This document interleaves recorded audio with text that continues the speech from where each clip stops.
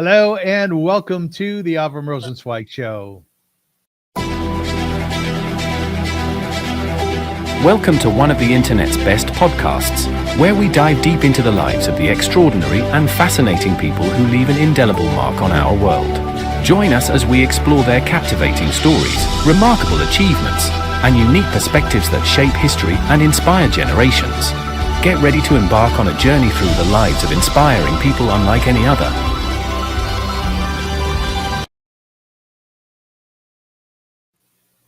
Hello, folks, and welcome back to the Avrum Rosensweig Show. This is a special, as I've done a few over the last year, and I'm delighted to be doing so with my dear friend, Rabbi Shlomo Gemara. How are you, Rabbi Gemara? Baruch Hashem, thank you very much. It's always a pleasure to be on podcast with you. But this week, I won the lottery twice a week, so I feel extremely good about this one. At the same time, if I can joke with you about it, I just hear how the stock markets are falling down, collapsing, and I hope that I have some money for my retirement. So this makes me a little bit concerned, but בעברית אומרים, עברנו את פרעה, נעבור גם את זה. We crossed Paro, we will cross this one too. And maybe it's a great time to buy stocks, actually.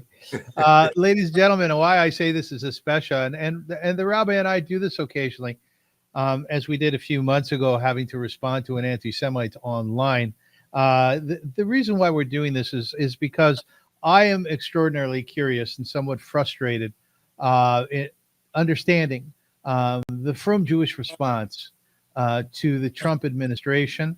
And I guess we could apply it to Canadian politics as well. I'm really, really searching to understand what is the halachic and Torah understanding of leadership, and do those precepts, do those ideas apply to a leader specifically or to a non-Jewish leader as well? I did a similar interview probably about a month ago with Rabbi Daniel Koropkin, also a very dear friend, a fine human being, a great Talmud Chacham, asking him similar questions, as I will today, to Rabbi Shlomo Gemara, and to determine again what would be the Torah understanding of leadership, and how does that apply to current North American leadership.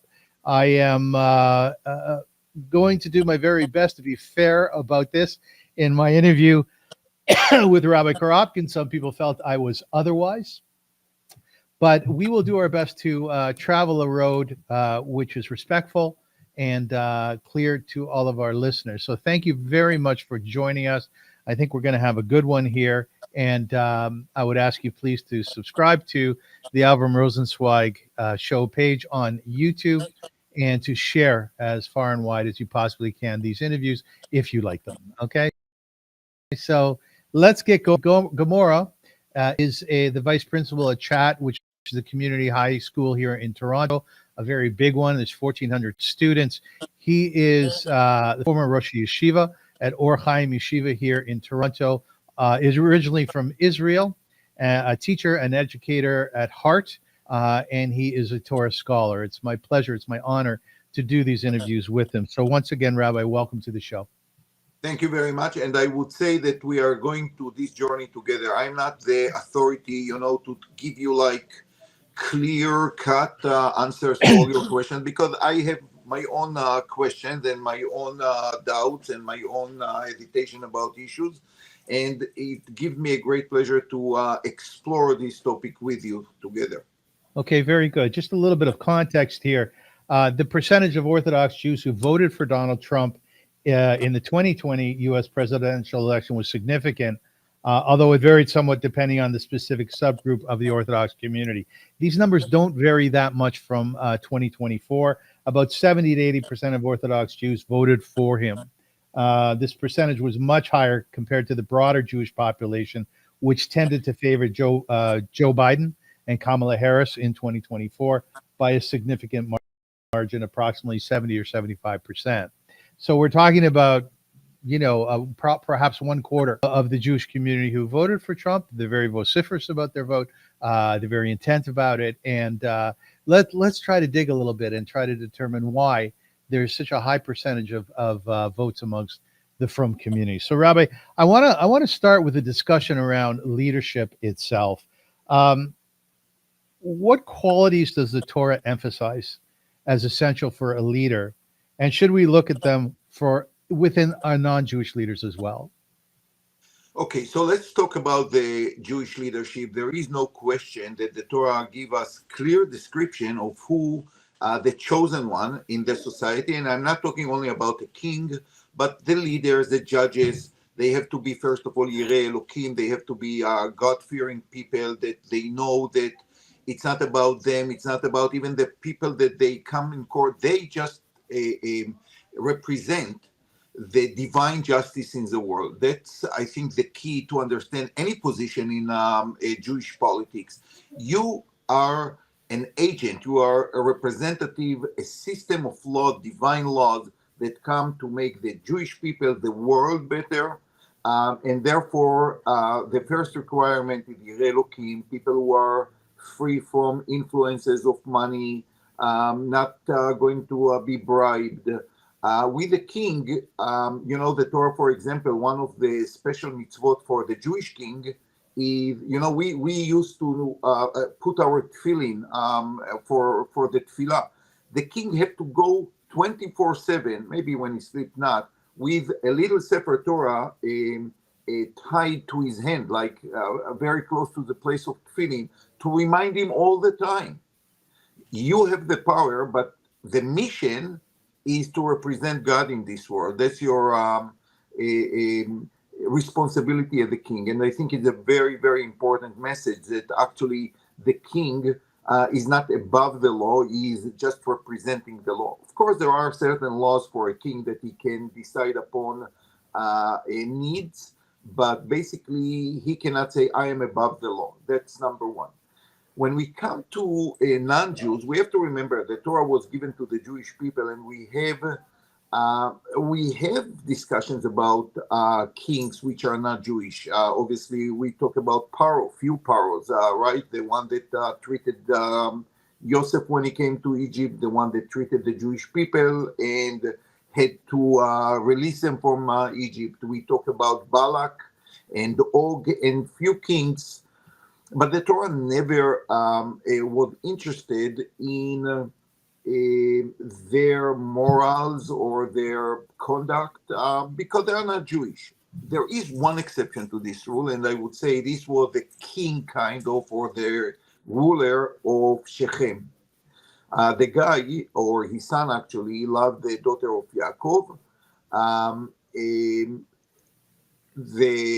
He took the daughter of Yaakov, Dinah, to Shechem, and the sons of Yaakov came to the city and destroyed completely. And the reason, according to our commentators, is that they had no system of laws.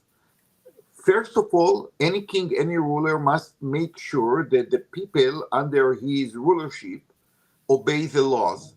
And even non-Jews, like the people in Shechem, are committed, or has to be committed, to certain laws. One of them is rape, kidnapping, and since there was no system of law that, in that Jewish terminology, called dinim, judgments or punishments, or a system of laws, it was the responsibility of the entire city. Like a city with no laws is a city that rebel against God. And again, non-Jews don't have to keep the Jewish laws, but they have to be under certain moral framework. So this is a good example of one case that went completely wrong, and it was a responsibility of the king.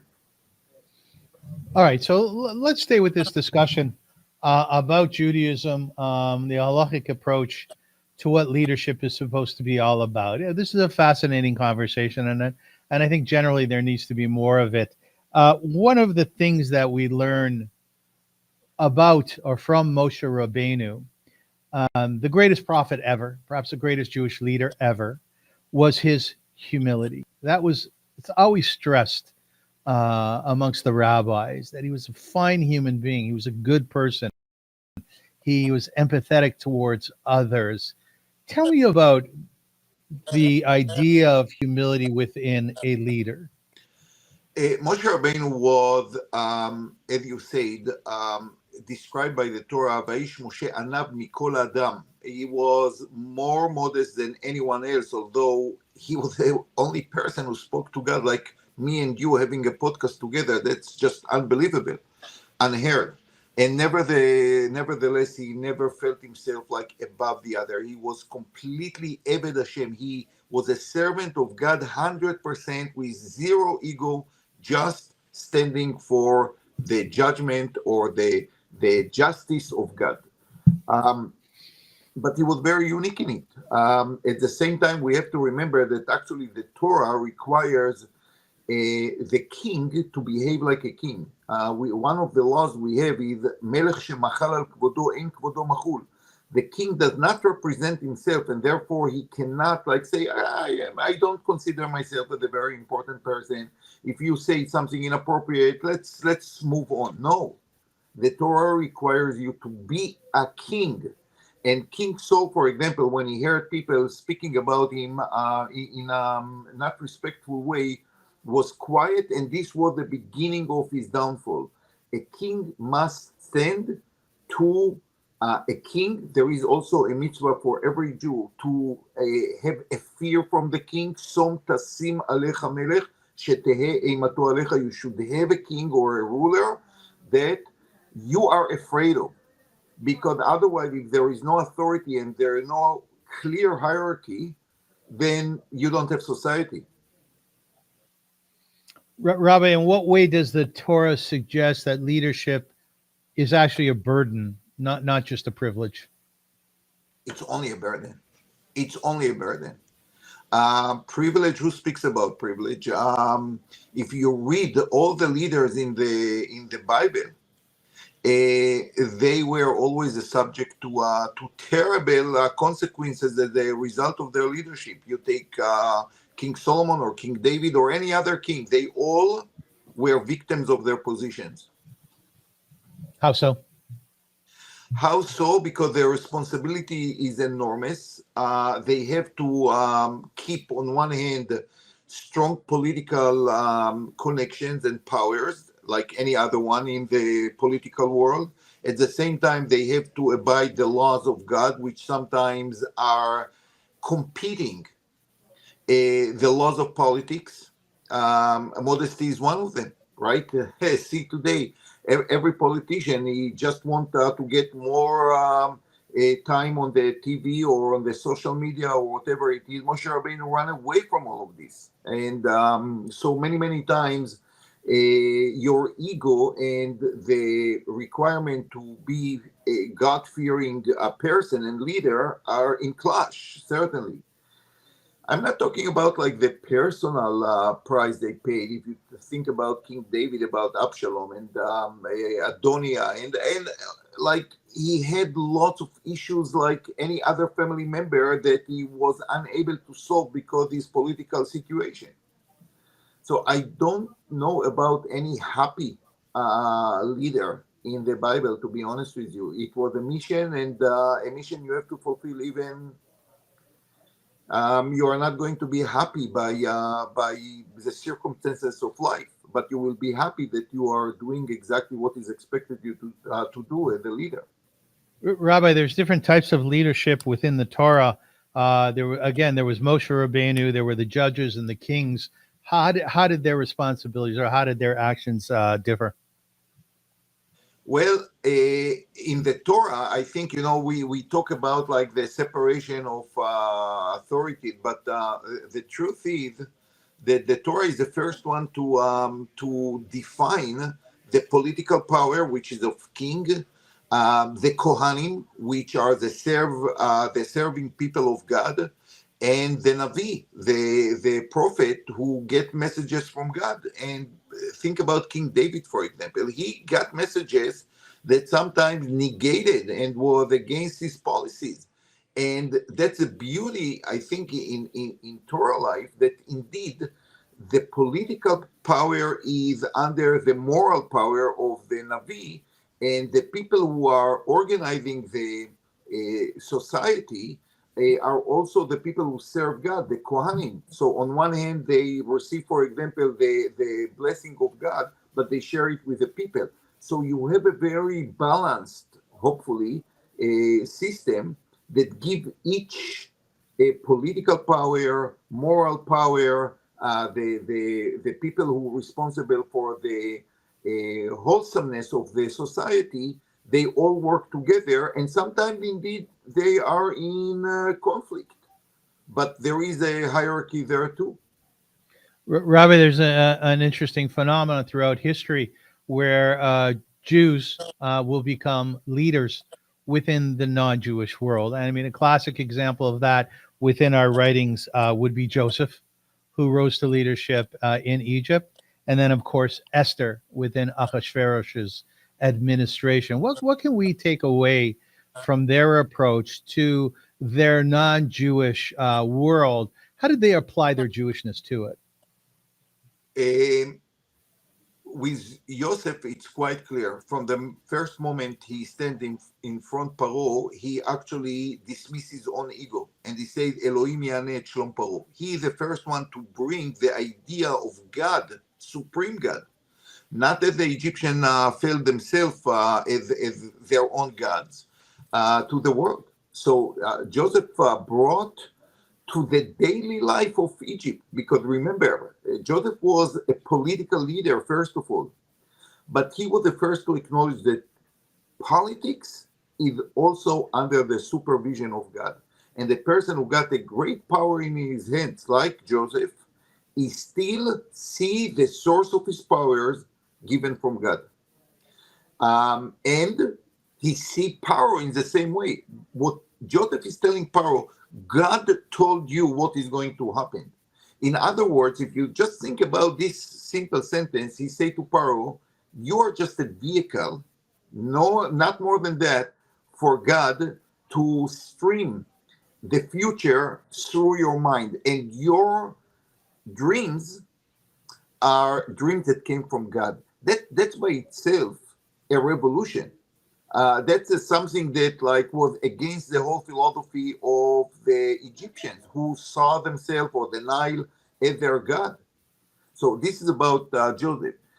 Esther is a more complicated story because she tried to hide her Judaism, and at least upon the Megillah, her Judaism was squeezed out, so to speak, by Mordechai, not by Ahasuerus or even Haman. She tried actually to escape the mission of being in such a high position. And in the middle of the Megillah, this is a turning point. She takes the responsibility of being Jewish to help her brothers and sisters. But we don't know what happened to Esther afterwards. After this story, was she continued to be with Ahasuerus, yes or not? We don't know. And it seems like the author of the Megillah is not so interested about the politics. He focuses about the Jewish people and the help they got from Esther and Mordechai. So we have a very interesting situation that we are living through. It's a somewhat of a phenomenon with the leadership of Donald Trump, who I think everybody would agree is a different sort of leader. He has somewhat of a felonious background, which means that he has been charged with 34 different felonies and found to be guilty. It's said that he's raped women, and there's a lot of discussion around that in the media. One only has to do their own research. Some people say this is simply not true, but there seems to be an awful lot of documentation stating that indeed this is a part of his background. My question. I just want to insert one issue, because I'm not the lawyer of Donald Trump. I don't want to. I don't see myself as a defender of him in any way or shape. But we have the laws of Lashon Hara, which I think we have to apply equally here. America, the United States of America, has a court system, and a very strong one. And I respect it. I think it's a source of inspiration to the entire world. And, you know, the media has its own job. but let's go by the law. As long as he was not convicted in certain things, I will not take any blame against him as a fact. It might be, I'm not saying not, but I think we have to be very, very clear about it. We cannot just say, okay, because in the New York Times or wherever it was, there was a charge against him or suspicion against him. I honestly, first of all, with the whole world of communication today and media today, they have also an agenda.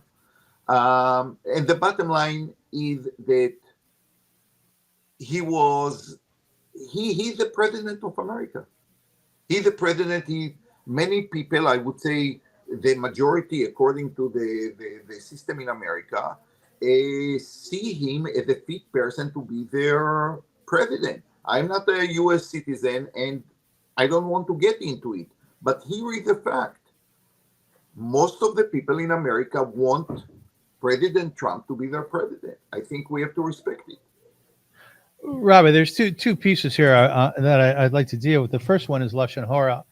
And I understand what you're saying, but would you not agree that when someone is a political figure, when someone is out there, working on behalf of the community, that we have to be very particular in how we speak about people, but we also have to call them out. And I am certainly not doing this interview or having this discussion to malign the man. What I want to understand is, what do you as a frum Jew, a halachic Jew, say about his leadership? It's very important to me, and it's important to many people. So I don't see this as Lashon Hara. I understand, but we have to separate in every leader two issues. I would like Donald Trump or any other leader to be a righteous person like Moshe Rabbeinu. Okay, of course I would like. But in reality, the politic world is a cold, cruel, full with interest, full with betrayal, full with all conspiracies and political conspiracies that we have to face. That politics. I will never be a politician because the effort and the compromises a person who wants to be in politics has to do is just unbelievable. Think about Moshe Rabbeinu that you just mentioned. Moshe Rabbeinu was a leader chosen by God himself. And nevertheless, he suffered as a leader from Korach, from people, Datan v'Aviram in the nation. So to be a leader is not a simple thing. It's not for the weak heart. This is take lots of power, and I would say even aggressiveness in a way, in order to be a successful politician. And again, as I said, a politician in the Jewish world need a Navi, need a prophet next to him to tell him, hey, you crossed the border here. Hey, you cannot do this or you cannot do that. Which tells you something incredible, that the king is susceptible to breach the divine law. And in the real life, things like this will happen. So at the end of the day, I don't know Donald Trump as a moral person, and he certainly, I will not say to my kids or my students, look at Donald Trump, he's the tower of morality in his personal life. But as a ruler, I would say the following.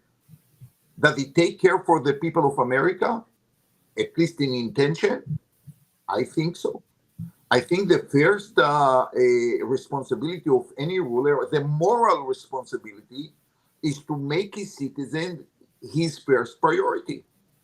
Now, you might disagree if this is the first priority or not, but he comes from a moral standpoint.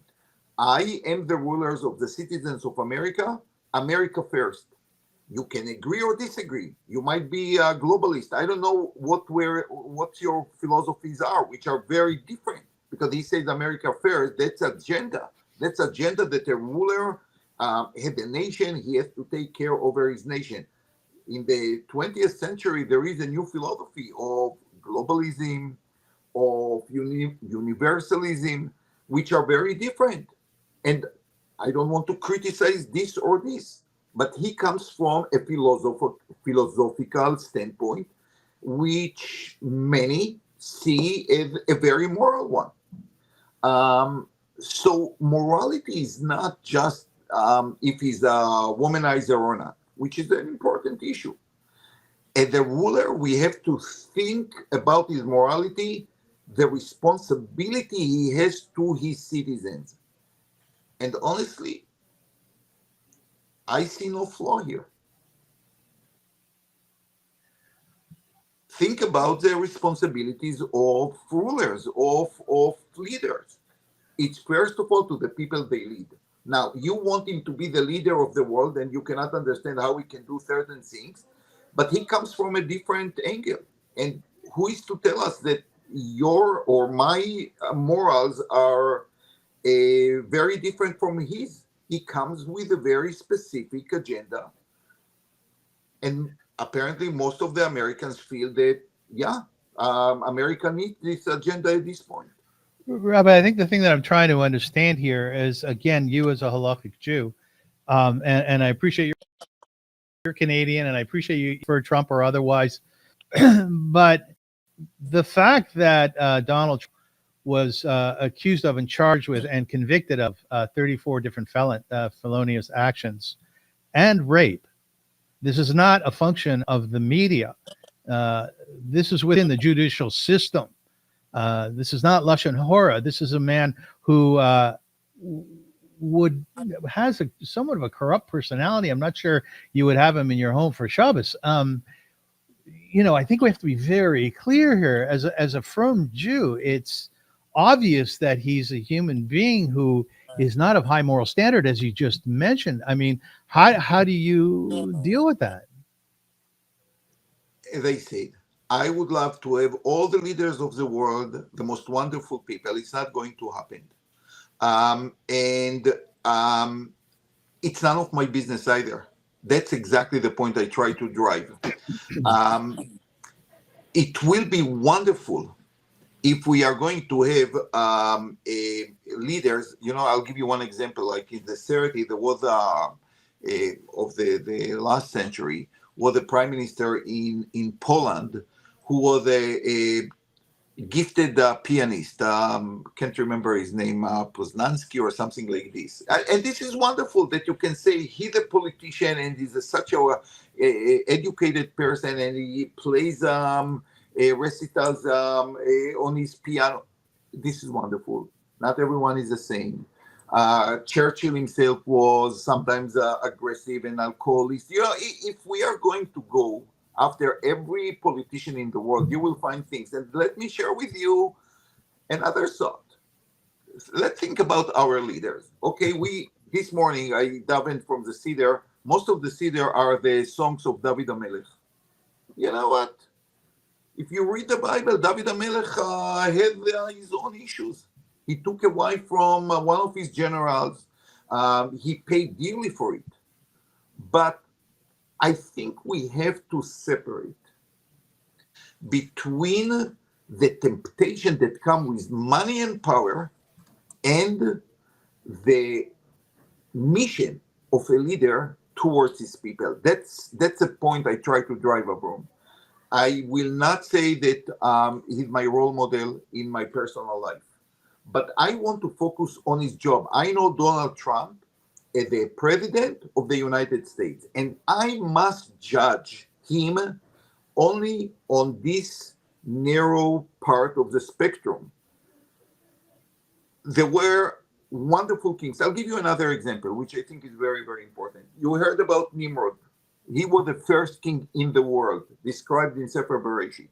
And the Torah is telling about him, Vayehi Nimrod ish gibor yodea tzayid lifnei Hashem. He was like a brave person, and he was a hunter before God. There are few perushim, what does that mean exactly, but I'll give you the perush, the commentary of the Ibn Ezra. The Ibn Ezra said that what does it mean, Yodea Tzayid? What does it mean that he was a hunter? So the Ibn Ezra explained that he hunted animals to bring them a korban to God. He was like a Kohen Gadol. He was the first king, but he was a person, according to the view of the Ibn Ezra, merged completely with a relationship with God. However, the halacha says clearly that no Jewish person should name his son Nimrod, because Nimrod comes from merit, from rebellious against Hashem. Because he was the first one who wanted to kill Abraham when Abraham came with this strange idea that actually above the king there is a higher morality of God, and he wanted actually to kill him. There's a famous story that he threw him to the furnace. If you would, so I think a lot about this example. If you would look on Nimrod as individual, he might be a God-fearing person. When it comes to his job as a king, he was an awful person because he took all the power to himself and abused everyone who negated his opinion. So this to me is a model how to view every leader in the world. His personal life, I wish they are as good as the greatest tzaddik we know in Jewish history. But the point of contact I have with this leader is his leadership. Now, let's talk about it. Let's be fair about it. Anti-Semitism is not only bad because it's anti-Semitism, it's morally wrong. The Jewish people, after so many years, fulfill the justice, not only the divine justice, but the human justice. They got back to their land. And they face again a terrible anti-Semitism. They face again the calls from the sea to the river, Palestine should be free, namely no Jews there. A person who sided with this opinion is immoral. And a person who said, no, this is anti-Semitism, and stand for the Jewish people, his morals are right. I'm sorry to say that. And what he does in his own house, how many convictions he had, that's one story. But in the bigger picture, to me as a Jew, this is also an issue of moral. Like, do you stand with the Jewish people, yes or not? And not because I'm Jewish, because the Jews are right. Because the Jews, in terms of justice, have every reason and every point of justice to go back and to live life in their land, in their homeland, like any other person in the world. And this is a barometer to your morality. You are for or against. And after so many leaders all over the world, and they might be wonderful people, but they stand with the people who say the Jews should not be in Eretz Israel. They completely corrupted, immoral, and Trump and his administration stands for the Jews. To me, it's the highest moral stand, because I must say again, it's not because he's good to me, because he's good for the justice and for morality. And to be anti-Semite is anti-moral, and to be helpful to the Jews is a moral stand. So I'm sorry, I was just like, a little bit hot about it, but that's how I feel about it. And how we behave to women, it's a major issue, but not the issue that I have to deal with. All right, Rabbi, we can take these issues and we can ask, at what point in time does a voter, a Jewish voter, have to start looking at the country in which they live, the needs of that country, and because Donald Trump is considered to be the leader of the free world, or at least was, and the needs of the world versus the Jewish people. And I think there's an awful lot of actions that have come from the Trump administration, which would be considered to be unjust or unfair. Immigration is a good example of that. People being sent away to El Salvador who aren't even El Salvadorians and put in these mega jails when they didn't belong there at all. They actually belong to the United States because the courts had determined that they would. Cutting thousands and thousands of jobs for people who had gone through meetings, determined they were doing a great job, but the Trump administration came along and just cut all of that. I mean, I can give you many, many examples of things that are happening in the United States of America, which many people would be considered as dangerous, unjust, and a threat to democracy. So when does the Jew say, yeah, he's pro-Israel, but everything else doesn't matter? When do we change that view? I'm sure that many people who still did not vote to Trump did it for exactly this reason. And as I say, to me, it's a fair machloket between globalists and people who care about their own country, their own people. And I'll tell you something which is appropriate halachically. Listen. Do you have a say about Saudi Arabia cutting the hand of a person who is stealing? That's a law in the Sharia law or that apply in Saudi Arabia. What do you think about it? Yeah, it's an awful law. But we are not allowed as Jews to get involved in the laws of another country because every law and every punishment is a product of values of certain societies, which you, not as a part of this society, might not understand. And therefore, for example, we have the famous law, Dina de Malchuta Dina. Mm-hmm. And I'll tell you what happened in England in the year, I think, at the end of the 11th century or maybe in the 12th century. There was a law. They used gold coins.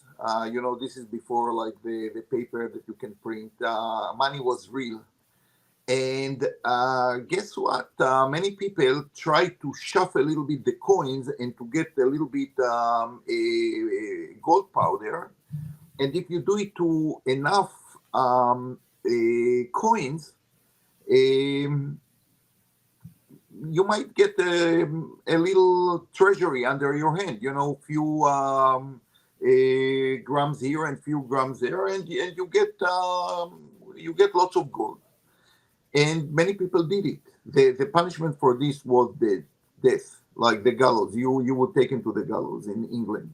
And unfortunately, there were also a few Jews that were part of it, of this industry. And when they were sent to the gallows and they asked the rabbis to advocate for them and to defend them in any way, they say, no, Dina de Malchuta Dina, the law of the country, the law of the country. If a country comes to a conclusion that this is what is reasonable at a certain point, the Jewish law accepts it, unless, of course, it's something which is complete evil, and against world justice. But sometimes you have, I'm sure that in England today, it's not going to end with the gallows, but in certain times, certain societies decide upon their punishments. So in Iran, they have their punishment. In Saudi, they have their punishment. In England, they have their punishment. I'm not talking about certain parts of the world. And again, as I say, punishments is a very complicated product of certain culture and certain circumstances. And Michel Foucault wrote a lot about it, and it's very, very interesting. It's kedai to read. What I try to say is that America at this point have many, many issues.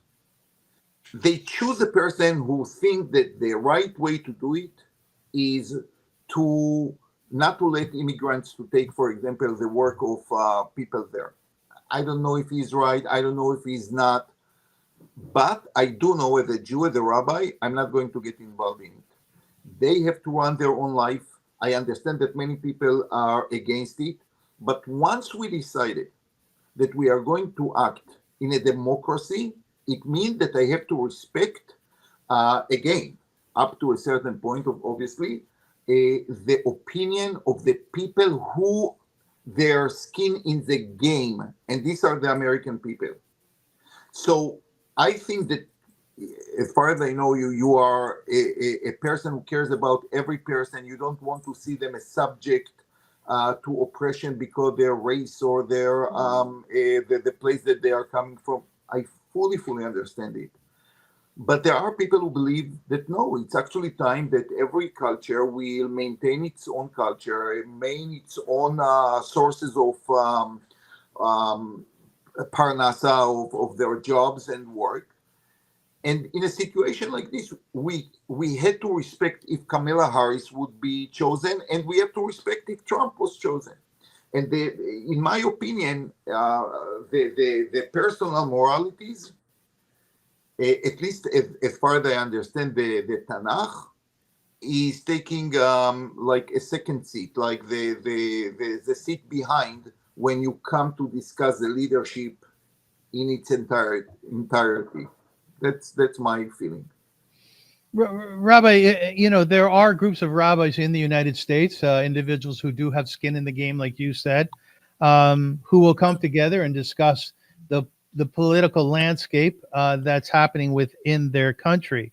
My guess is that when they sit and they talk, it's not only from an American political point of view, but I'm sure that Torah comes into play as well.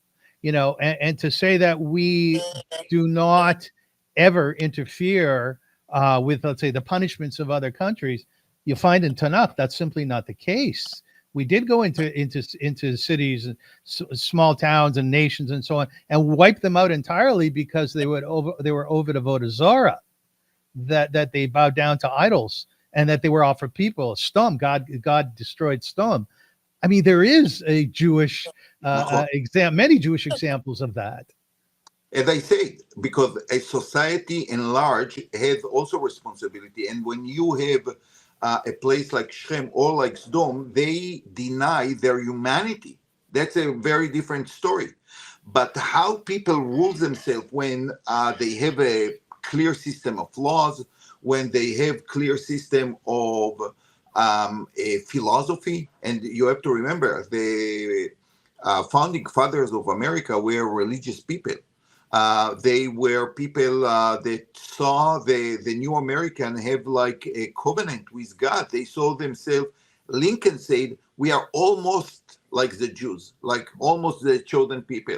They had a very deep connection to the Tanakh. But at the same time, from the Tanakh itself, they saw that slavery is okay because the Tanakh is talking about it. So, as I say, of course, the Tanakh is interested in the morality of all people. And remember that our vision is for the world to come under the acknowledgement of God as the supreme power and the supreme source of morality. We see ourselves only the people who hold the torch to show the world where to go. We don't dismiss any non-Jew. On the contrary, I always used to say, the story about the 10 Commandments in PARSHAT Yitro, who was not Jewish. And I think there is a very profound idea here that the Torah wants to tell us eventually it's people like Yitro that you have to inspire. We have to inspire the world. But inspiration means focusing, first of all, of who we are, what our morals are. And then, we will go outside the nations and they will be inspired. Hopefully, one day they will be inspired. There are actually many Christians today who are inspired by the Jewish people and by the Israel story. They are inspired by it, and we cannot deny it because they see exactly what was promised to the Jewish people, what is the justice to the Jewish people, and they stand by it. They stand by the Bible and they see it at the hand of God, and we have to see it this way.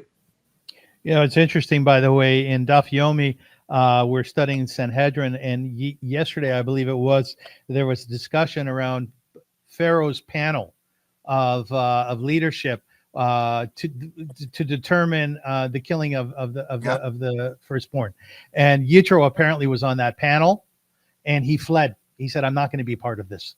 Right? I found that fascinating. It is, and one of the opinions is that Eov won one of them, and he was quiet. And for being quiet, sometimes you are going to be punished severely. And that's another lesson from this story. Sometimes, yes, the bystanders carry even more responsibility than the people who are doing the evil things. So thank you for mentioning this Talmud. So again, I just want to summarize my opinion about it. There is a certain level, basic level of human dignity that has to be kept by everyone. People like Sdom, people like Shem suffer the consequences of behaving in a way that dismiss the humanity in us. So we are not human. God destroy a society like this. And by the way, it's not unique to others. All the exiles, all the disappearance of parts of the Jewish people happened for exactly the same reason. We are about morals. Don't misunderstand me, Avrum. It's not that I'm advocating against like looking at the morals of a certain society and a certain people. I'm not. But the question is what to focus on. I think from Torah perspective, if I must be humble, I don't know if I can represent the opinion of Torah. I can tell you what the Torah is telling me. I think that we never paid attention to the personal morals of a leader of a country outside the Jewish people. The Jewish leaders, they are committed completely and judged only upon their morals. But others, I cannot remember any case like this. Maybe the story of Yonah, who is going to save the city of Nineveh because they were immoral. So we do care about the morality of others. But I never saw that someone like asked too many questions about Achashverosh or about even how power was in his personal life. He is judged by his morality towards obeying the laws of God, of listening to a messenger of God, and not so much about the relationship between him and his wives, to be honest. You know, Rabbi, I think there's actually a lot of discussion, maybe not in the Tanakh itself, but perhaps in the Midrashim, about the character of leadership. And you know, there's even a Midrash, I believe, tell me if I'm right, just to flip it around a little bit, saying that the Pharaoh was an awful, terrible man. He was murderous in nature, right? He was disrespectful to his own people. But according to the Midrash, later on, he did tshuva, right?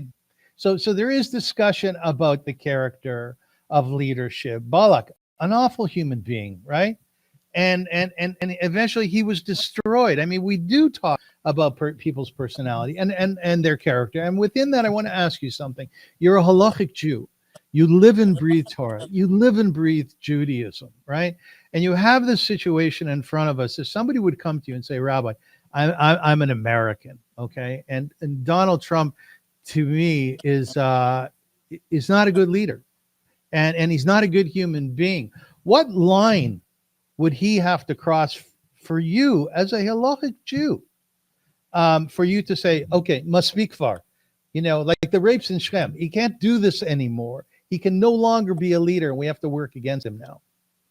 If he will push America or any other leader, his own country, towards evil disrespect of human life, disrespect to his own people, I would say you cannot vote for this person. As long as the question is it the right policy or not, I would say, listen, obviously I don't want to get involved. As a halachic Jew, listen, in halacha there is no much discussion about democracy, to be honest, like, because democracy is such a fascinating idea that belongs to the last recent few hundreds of years.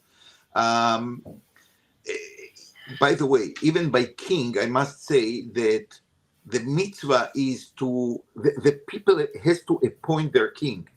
So there is monarchy, but the monarchy depends on the willingness of the people. But this is not like a podcast about Jewish political course. You know, it's interesting by itself that basically even the king must have the recognition of his people before he became a king. And if you want to understand lots of the what happened with King David and the struggles he went through, the moment the recognition of the nation, of major part of the nation, did not accept him as a king, he himself did not see himself as a king. The king is always depend on the willingness of the people to follow him. But democracy in large is a completely new idea. You are not going to find too many sources about it, which tells you something about the value of human being, because it might be one person who changed the course of history, so to speak, right? It never happened that, the election were depend on one person, but basically it could happen that one person would change everything. And I think that it happened before, that actually they said that few Jewish grandmothers in Florida actually turned the whole election. I cannot remember if it was Bush or someone else. I'm not that expert in American politics, but it shows you like the power of one human being to decide the course of history. But you will not find too much about it. So I would say, to me, people that use their power against the basic human importance of life, of justice, of recognizing God. These are people that I would, the rabbi would instruct my people not to vote for. When there was an attempted assassination on Donald Trump, his response afterwards was that I was saved by God. In a podcast that I was listening to with a religious Jew, a Haredi Jew, he listed 10 different reasons why Orthodox Jews voted for Trump, one of which is that he's a very godly man. Would you agree? I didn't hear about it. He's a godly man. Again, I'm very, because I'm, as you can see, I read a lot. I cannot say that I'm not influenced by the media, and the media can be also very wicked. But, my mother always said, like, if there, in a Ashan Bliyesh, there is no smoke with no fire. I don't know if there is a parallel like this in English. Yeah, it's in English, the same thing, yes. Okay. So, so many people tell stories, but something maybe might be right. But again, I don't like to go to these areas of like the smoke. There is a smoke over there. To me, I'm very impressed with his fight against anti-Semitism. But this also can change. We all human beings. It can change tomorrow. There is one opinion about Paro, who came with awful idea that Vayakom Melech Chadash al Mitzrayim, there was a new king on Egypt. One of the Perushim is that no, he was not a new king. He had new policies.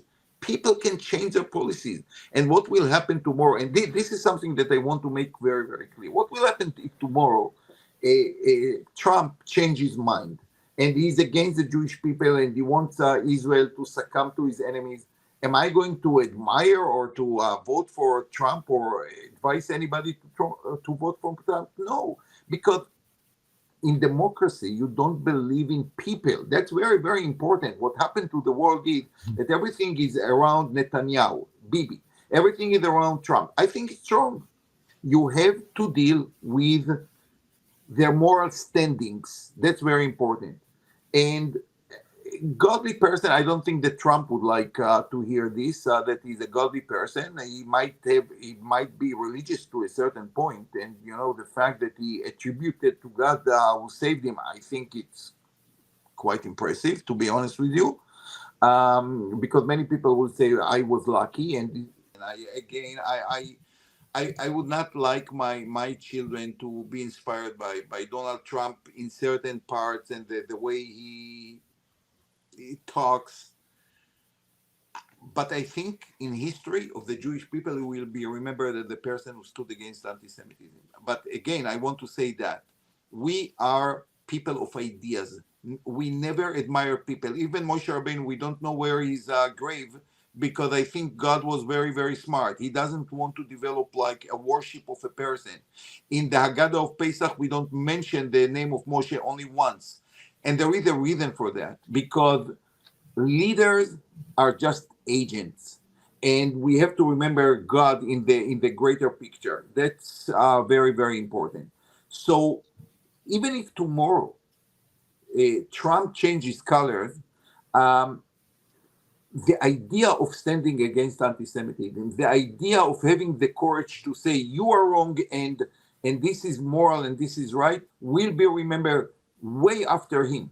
He will be remembered like Napoleon, who wanted certain rights to the Jews, and he changed his mind later. It doesn't make a difference. He will be like Paro. What do I mean? I think we discussed it in one of our podcasts. There is something very interesting. A person who comes from Moab, a person who comes from Ammon, cannot integrate into the Jewish people.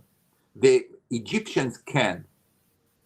We cannot dismiss the Egyptian people. And you know why? Our sages are telling us that we have to appreciate the time that we were in Egypt and where we saved from the famine and from death of a lack of food. So the Jewish people are very complicated. We know to appreciate the good things, and we know to disappreciate or to fight against things which are injustice. And I think this ability is what drives today the world to the polarization that we see. We focus on people instead of ideas. And if our fight would be ideologically driven, I think we will see that there is lots of truth in the other person's opinion, and the other person will see that in our ideas have some merit, and we will come to like understand each other better. Once you focus on a person and you cause the public to see him the enemy, the public enemy number one, if you are focusing on certain parts of his personality, then you change the whole discussion from ideas to personality. And I think it's a big, big mistake. It's a big mistake. As a Jew, we have to focus on the ideas. That's my opinion. You're right. You're right that we say that one should not hate the Egyptian, and the reasons that you gave, and I'm sure there's others, is that they fed us when we were slaves in Egypt. But the Torah also says that you should not befriend and you should not like and protect the Edomites. So there's all kinds of discussion within this, as there is in every aspect of Judaism. Rabbi, on April 28th, there are Canadian elections, and I think we should probably talk about that for a moment, because we are Canadians, and certainly the results of that election will have an impact on all of us who live here in the country. How much of the Jewish position within the parties having to do with Israel, having to fighting anti-Semitism, should play into our vote versus how the parties look at the overall country and respond to it economically and otherwise? Okay, first of all, you have to remember, like I'm a vice principal here. I don't want to mix politics into the story, but I will say the following. Really, first of all, I would encourage every Canadian citizen to take part in the votes. I think it's highly important. It's where our voice can be heard, and to respect whatever the election is going to bring to us, no matter what. I think Canada is a wonderful country, is a wonderful democracy, and we have to exercise our duty to vote according to the people that we feel. Now, I'll tell you why Israel is a major issue for me, because as I said, I cannot check the morality of every person upon everything that he does in his life. I don't know the candidates, I don't know their history, and to me, Israel is a barometer of morality. If you are against Israel, I think, honestly, between me and you are immoral. Because there is a country here that have the right to go back to its land and to live and to contribute to the world. That's something that always eats me up. If you would give the Jews the ability to focus only on invention, on learning, on research, the world is going to be so much better. Where do you find a country that fights for its life, the hands behind their back, and still contributing so much to the world? You open the Nasdaq. Okay, Nasdaq today is a curse, but you go and you see the list of companies, and you think that Israel is like, third maybe to the US and China. How is that possible? Because the Jewish people want to contribute to the world, and we can't do it as much as we want.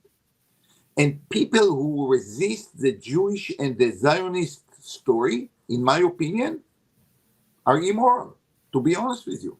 So the only way I can judge very clearly who is moral and who is not, I would say, is the identification with the Jewish people and their unbelievable story of the revival of the Jewish state. That's my way to measure people. I'm sorry to say that.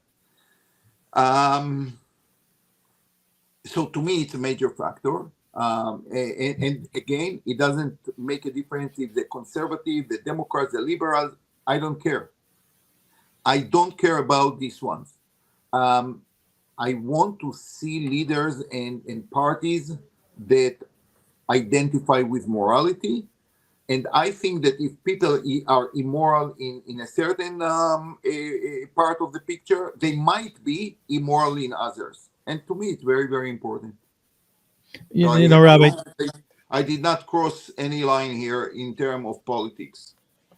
No, and I have to say, by the way, I really respect the fact that you're actually doing this interview, because I searched far and wide to try to find individuals who were prepared to do an interview having to do with Trump. For transparency's sake, I did one with Rabbi Daniel Koropkin, who's highly supportive. I was trying to find someone who was a little bit different. That was extraordinarily, if not very, very impossible to find. So that I'm actually happy that you're stepping forward, because I would say you're supportive of the Trump administration, but I think you recognize the grays within it. And one of the grays that I would say is Trump does not have a history of loyalty, not to the people who work with him, and I would argue not to his constituents, which are the people of America. And I think what's going to happen based on his history, who he is, his character, that I'm really deeply, deeply frightened that one day he is going to turn on the Jewish people.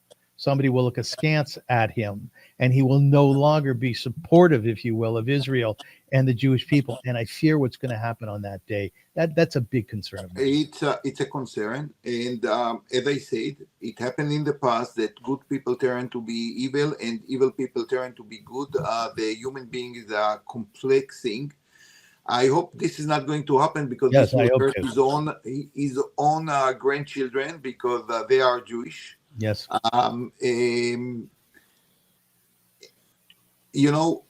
Again, I'm not a defender of Trump. I'm not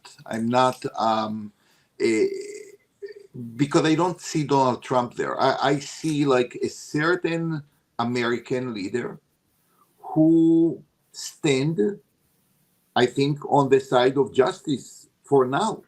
Because to me, Israel is everything. As I said, it's not only the Israeli story, it's about the barometer of morality, to be honest. If he will change it, I will have no problem to say, he's an awful person. I will have no problem with it. But again, I just want to tell you, Avrum, because I know that you are such a sensitive person. I think that the way you judge leadership is naive and too ideal. The world of politics is something which we would like it to be ideal, but it's not. It requires, especially the way it's structured today, requires lots of power and lots of bad things to happen at the end. And when I see a leader in the modern world, I always say, "Oh, it's interesting, like how he got there or she got there," because many times it's not because like positive virtues. It might be because he's aggressive and know to walk on dead bodies and who knows what. That's the real politics. And what we learn from Megillat Esther is that God runs the world through sometimes people who want to help him and sometimes people who oppose him. He finds a way to deal with Mordechai and to deal with Haman. He finds a way to deal with Esther and to deal with Achashverosh. And each one of them was another step in their redemption at the end. And that's how I see the story of all modern worlds. I will never forget that Trump was the person who recognized Jerusalem as the capital of the Jewish people. How much bravery you need for something like this, when all the nations say, no, you don't want to get into dispute here in disputed area. And he said, no, I do believe that this place in the world belongs to the Jewish people. That's incredible, incredibly moral. But if tomorrow you will say the opposite, then it's not about Trump. It's about the ideology. You know, Rabbi, you might be very right that I am naive. You might be very right. You might argue that I'm a neophyte when it comes to politics. There's probably something. No, you are the prophet. You understand? Like Trump is the politician. You are the prophet, and you have very high standards, and I don't blame you for that.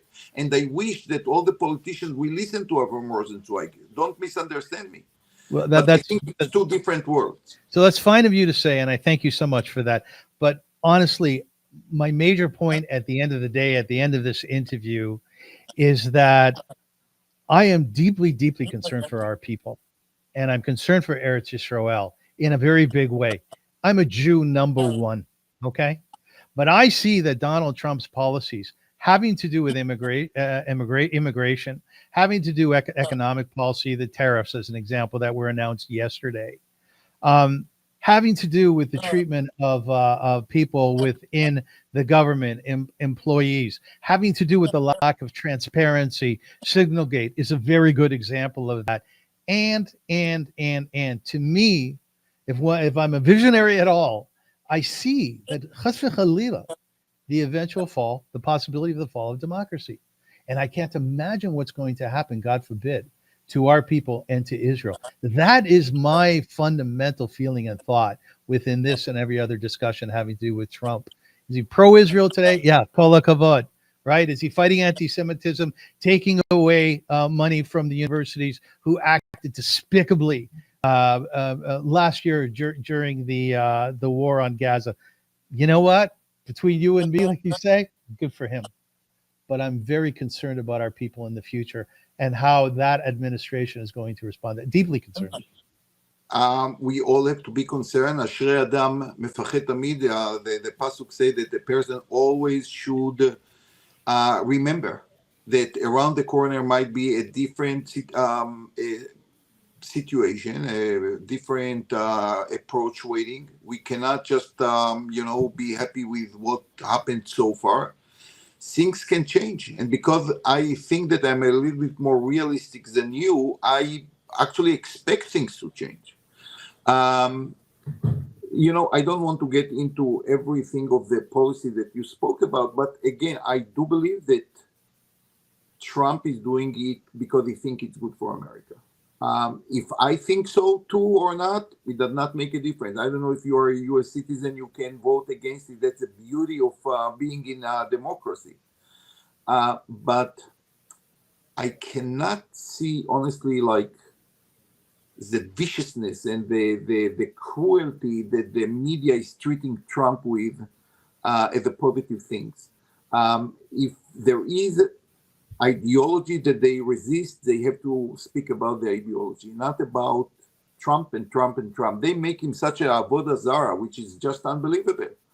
Because you think that when the sun is rising, it's because Trump. If it's setting down, it's because of Trump. It's just impossible. The person stands for certain ideas. You oppose these ideas, tell it to the public. I'm against it. I think that people who came here from Honduras or from Venezuela or whatever it is should integrate into the American society, because that's what we stand for. This is America, and so on and so on. And I listen to all sides. And by the way, I do believe that Jews in America are much closer to the ideals of the Democratic Party. But the Democratic Party went so far that Jews started to think, wait a second, is this a Democratic Party that my parents were voting for? It seems that something have shifted here. So it's not only voting for Trump as much as showing the Democratic Party, hey guys, you have to stop and to look into what is happening. Something that I think happened here in Canada too. It's not always that you support one candidate. You just say, listen, a certain candidate brought too much damage. I must show my displeasure by voting to the other side, which is a very Jewish idea. You know, the famous story about a Jew coming to a remote island and find only one Jew and two shuls on the island. He said, okay, where are you davening? He said, on this shul. So he said, why do you need the other one? Oh, this shul I will never come to visit. You know, so I think what happened with the election this time, Harris was the shul that many Jews felt they cannot enter. You know, Rabbi, this is a very difficult interview to finish. I just want to talk about a piece that you just said. I just want you to promise me that you will continue our podcast, because I'm afraid that at the end of it, I am not having any podcast with Rabbi Gemara anymore. No, Rabbi, you're my colleague, you're my friend, and I truly love you. I really do. I have to tell you something. You know, you talk about the media's response to Donald Trump. I think there's some fairness in that, not even in my mind so much to how they react to Trump, but how the media reacts in general to news. And I think there is something to be said about fake news today. I think there's a lack of transparency within the news businesses, and so much of it is predicated on profit for those companies. I think there has to be a major overhaul of how the media works, perhaps going back to the old days of Walter Cronkite, where a news report would be factual, not narrative, right?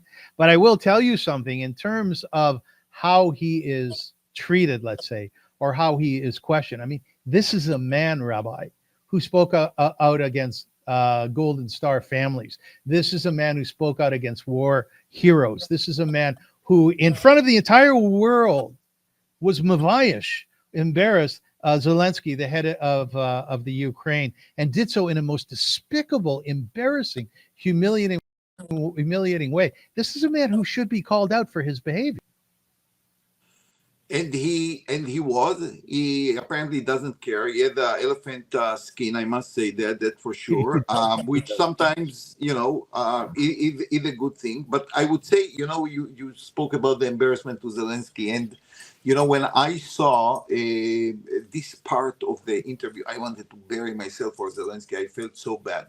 But I would say two things. Number one, you have to see the entire clip, because Zelensky made a terrible mistake. Like, you don't come to the White House and attack your host in front of the cameras. So what they took, again, in a very typical way that the media is working, they took part of the interview, and you saw that, and billions of people saw this one, but they don't see where it started. I don't think that Trump tried to ambush Zelensky from the way, like, going from minute one to the end.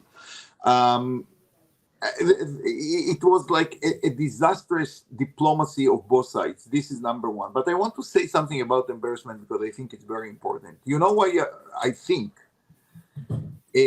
Donald Trump is the president of the United States? Because Barack Obama. And I'll tell you one anecdote which I think is profoundly important, because the rabbi in front of you now, Avrum, told my wife about 20 years ago, Trump is going to run to the presidency and is going to win. Why? No, it was only, about 20 years ago. There was a party in the White House when Barack Obama, in his first presidency term, Trump was one of the people who were hosted there. And in public, Barack Obama, and you know, the guy has tons of confidence and charisma, he ran a joke about Donald Trump. He said something about, maybe Donald, you want to run to presidency or something like this. I heard this one, and I saw the face of Trump. He embarrassed him in front of the entire world. And knowing a little bit about Trump, I told my wife then, he will run to presidency and will win, because shame in front of the entire world is not something that Donald Trump can take. This was 6 years before anyone heard that Donald Trump is going to run again against who was it at the time, Hillary Clinton or whatever. I felt at this moment that embarrassment will drive him to try to show Obama that he was mistaken. So I completely agree with you that embarrassment is a drive or the will not to be embarrassed is a very important drive. And what Obama did at this party was disgusting, and no one called him on it. No one called him on it. And even according to your hashkafa, for this embarrassment in public, America paid the price. It's a very interesting thought. And a very interesting thought. And I'm not going to go back and forth to say who started it and, you know, the whole passport thing having We to do just with should be nice to each other. I hear you. When we disagree, and you know, the only reason I knew that you will disagree with me, the only reason why I wanted to do this podcast, Avrum, is to focus on the importance. We are in fight. And the beauty of democracy is fight upon ideas, not against people. People might be evil and might be very bad, but we have always to look into their ideas. And in the market of ideas, even something that seems to be wrong at this point might be in 10 years the truth for the time, the flavor of the time.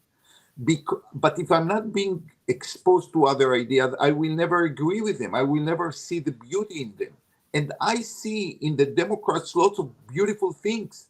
I myself cannot agree with everything that capitalists and the people who represent capitalists represent. I don't agree with everything. But I must hear about it. I must be engaged in a discussion and a respectful discussion, because this is the problem of the world today. You know, I'm a teacher, I'm doing education, and I'm afraid of what my students are going to face in few years, because there will be no discussion, no education. That's a simple rule. And you have to hear the other side, but you have to respect their opinion. You have to understand what they stand for, because one day you might actually apply certain parts to your own life. So I'm always feel enriched by your opinions, even if I disagree with it, because you stand for ideals that I think that at this point maybe are not in the right place. But I don't say that there is nothing there. And you know, everyone who learns Talmud, and you learn Talmud, you know that Beit Shammai and Beit Hillel, these two academies, disagreed upon many things. At the end of the day, they went together, they married each other daughters, they were united by families, because there is a difference between the struggle of ideas and struggle of people. And this is very, very important for me, especially in these tough days where people are disrespected. That's a beautiful way to end the interview. And I'm totally in sync with you. And I'm delighted that we did this. Thank you so much for doing it, even though I may not agree with much of what you say. That's okay. Maybe one day you will agree with me. Maybe one day you'll agree with me. And by the way, I hope I'm completely wrong about Donald Trump in the future and his commitment to the Jewish people and to Israel. And I hope that indeed he is a democratic human being, you know, who pursues democratic ideas. And perhaps some of the things that I'm looking at today, I'm not looking at correctly. That's very, very possible. Yes. Rabbi, I'd like to conclude the interview with a prayer for IDF soldiers. And it goes as follows. He who blessed our forefathers, Abraham, Isaac, and Jacob, may he bless the fighters of the Israel Defense Forces who stand guard over our land and the cities of our God, from the border of the Lebanon to the desert of Egypt, and from the great sea unto the approach of the Arava, on the land, in the air, and on the sea. May the Almighty cause the enemies who rise up against us to be struck down before them. May the Holy One, blessed He, preserve and rescue our fighters from every trouble and distress, and from every plague and illness, and may He send blessings and success in their every endeavor. May He lead our enemies under our soldiers' sway, and may He grant them salvation and crown them with victory, and may there be fulfilled for them the verse, for it is the Lord your God, battle your enemies for you to save you. And I want to apply this blessing and other blessings to the hostages as well. And I want to thank my very dear friend and colleague, Rabbi Shlomo Gemara, for this interview. Yes. You just reminded me something that I completely omitted from our interview. You know, in every Shabbat, in every shul, we have a special prayer for the government, for the ruler of the day, which again tells you that no matter who, by the way, was the ruler, sometimes he was even anti-Semite, we don't daven for a certain person. We just ask God to give the wisdom, to enlighten the leadership. If it's liberals, if it's conservatives, if it's Democrats, if it's no matter what, we see the ideas behind, not the certain people who lead a party, because they are for 5 years, 1 year, 20 years. The ideas are important, and we pray that God will give the wisdom to every leader to do the right things for his country and for the Jewish people. Rabbi, there's an old saying or joke, perhaps, that just because you don't like the chazan, it doesn't mean you shouldn't answer amen. I like it. I never heard it. I do like it. It's a good one, no? Very good. Ladies and gentlemen, I want to thank you so much for joining us. This is being recorded on Friday, so it's appropriate to wish you Shabbat Shalom, or a good Shabbos, a beautiful Shabbos, and that there should be peace amongst the Jewish people and in Israel and the world that we share, as we shall have civilized world in which we all pursue goodness, truth, authenticity, transparency, and all the values that we hold true. I would ask you please to take a look at PARSHA and PROSE, which the Rabbi and I do on a weekly basis, and that is having to do with the PARSHA Shavua, the Torah portion of the week, and we do it through the lens of classic literature. So until we meet again, thank you so much for being part of this. Please feel free to comment, and I'm sure many people will on this podcast. You can see our emails at the bottom of the page. Have a beautiful Shabbos, a beautiful week, and thank you so much for being with us. We're very grateful.